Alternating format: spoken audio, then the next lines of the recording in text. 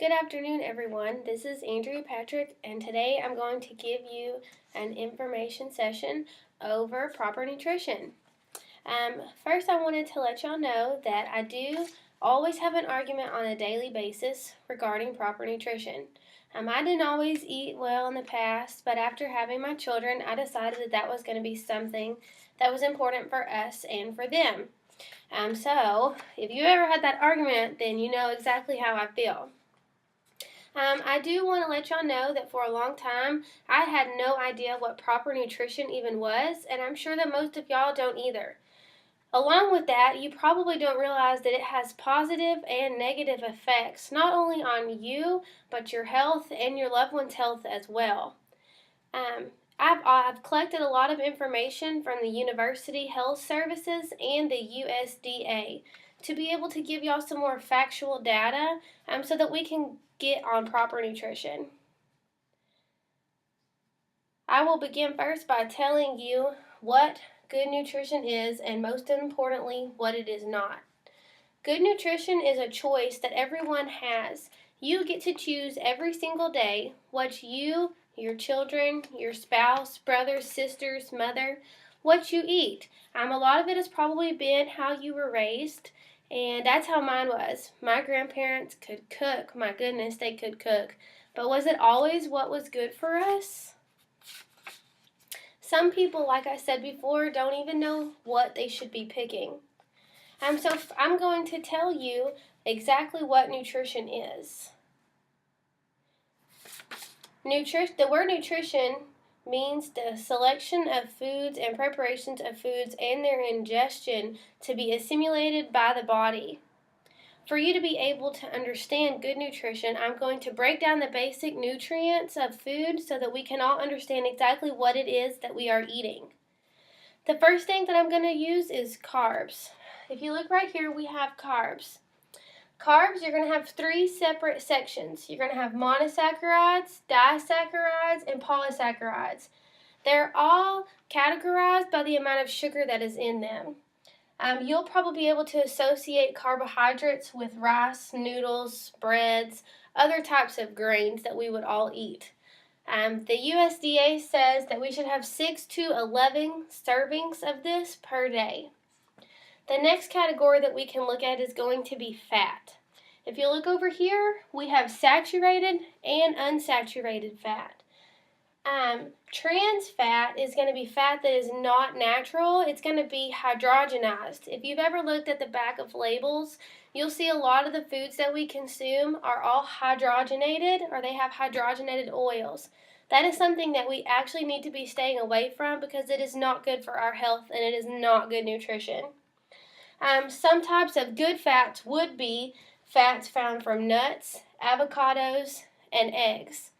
There are fats that you can also get from fish. It's going to be omega-3 and omega-6, and they are essential to our bodies. So that is something that we would want to eat, and it would have an example for proper nutrition. The next thing that we can talk about is going to be protein. Now, I don't know about y'all, but protein is probably going to be my favorite if carbohydrates aren't already. Protein is found mostly in animals. It's going to be made up of amino acids. Now, in the human body, there are 20 amino acids, and 10 of them are going to be essential. So it is very important and good for your health if you get that food in every day. We're going to have chicken, turkey, fish, and egg whites are some great ways to get protein in. I know that on a daily basis, I consume quite a bit of protein. That was probably the biggest thing that I didn't realize that I wasn't getting enough of to begin with. The USDA says that we should have 2 to 3 servings of protein per day. Now this is going to be probably the one that everybody always forgets about. This is going to be water. Water is so important for good nutrition. Water is going to help your kidneys filter out your waste, and it is also going to help you feel re-energized throughout the day. Now that we know the breakdown of the nutrients, let's look at the benefits of the good nutrients versus the bad nutrients.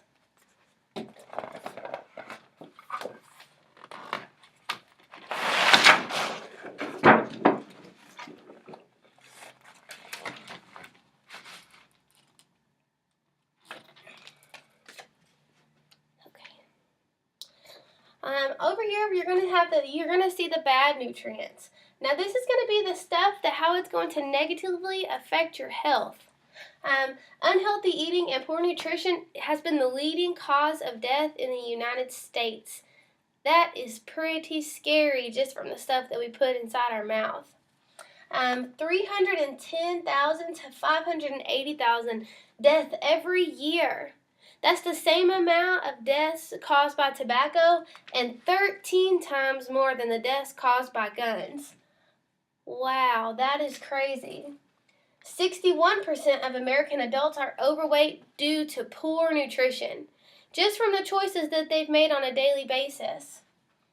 Obesity rate in children has almost doubled.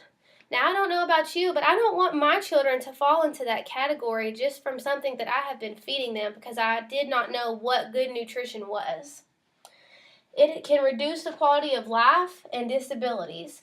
If you end up getting diabetes because of your poor nutrition, you can have to have amputations, and it can even cause blindness. We next can look at some of the good benefits.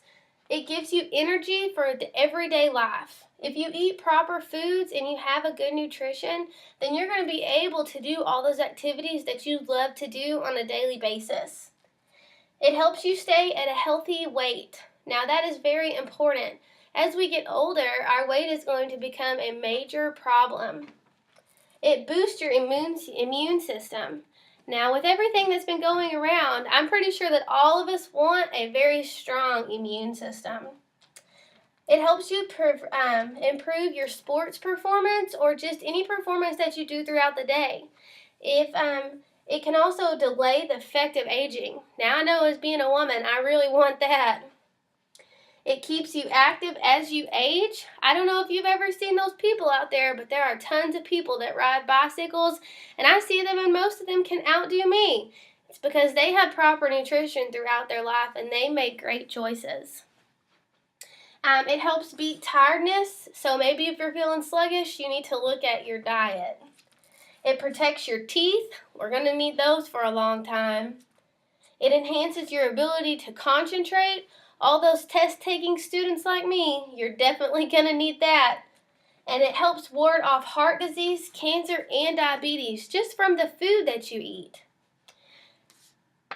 Now that we are aware of the good and bad nutrition effects and how proper nutrition can really sustain our healthy lifestyle, you may be wondering how you can implement this into your everyday life. If you look right over here, I have how we can apply it to our life. If you shop the outside aisles at the grocery store, this really helps. I did not know this until I started looking up some information. Also, the USDA and that University of Health will help out a lot. If you shop the outside aisles, there's no processed foods. It's going to be all your vegetables, your meat, your eggs, your milk. They're all in the outside aisles at the grocery store.